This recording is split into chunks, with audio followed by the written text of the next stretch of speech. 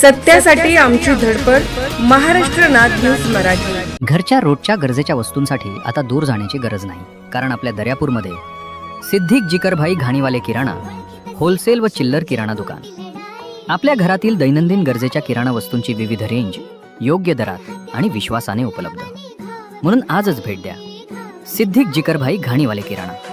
गुणवत्ता, योग्य दर आणि विश्वास आपल्या सेवेत सदैव. आमचा पत्ता आहे आकोट रोड, महाराष्ट्र बँकेच्या समोर, दर्या. रक्षाबंधनाच्या दिवशी सुप्रिया सुळेंना आली अजितदादांची आठवण. सोशल मीडियावर केली खास पोस्ट. आजही वाटते तू कुठून तरी अचानक येशील, राखी बांधून घेशील, असे म्हणत सुप्रिया सुळे यांनी अजितदादांची आठवण काढली. देशभरात रक्षाबंधनाचा सण मोठ्या उत्साहात साजरा केला जात आहे.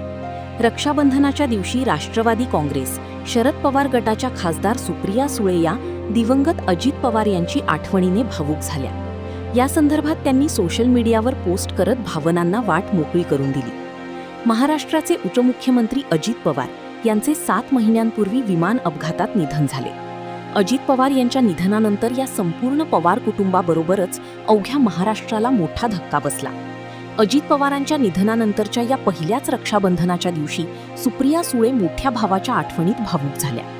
अजित पवारांच्या स्मरणात सुप्रिया सुळे यांनी एक पोस्ट त्यांच्या सोशल मीडिया हँडलवर शेअर केली आहे. आजही वाटतं तू कुठून तरी अचानक येशील, राखी बांधून घेशील. प्रिय दादा, आज राखी पौर्णिमा, पण यावेळी तू सोबत नाहीस. ही जाणीव मनाला खूप अस्वस्थ करत आहे.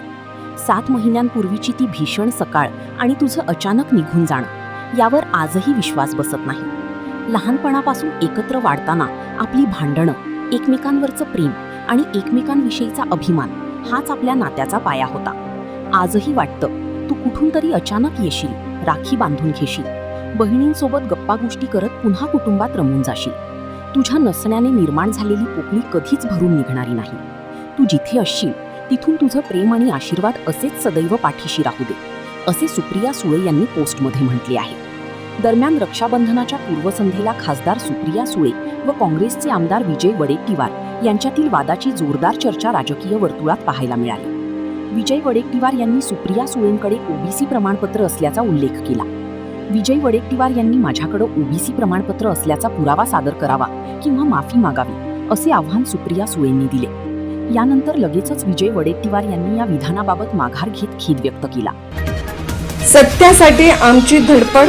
महाराष्ट्र नाद न्यूज मराठीला सबस्क्राईब करा आणि बेल आयकॉनला क्लिक करा आणि रहा अपडेट.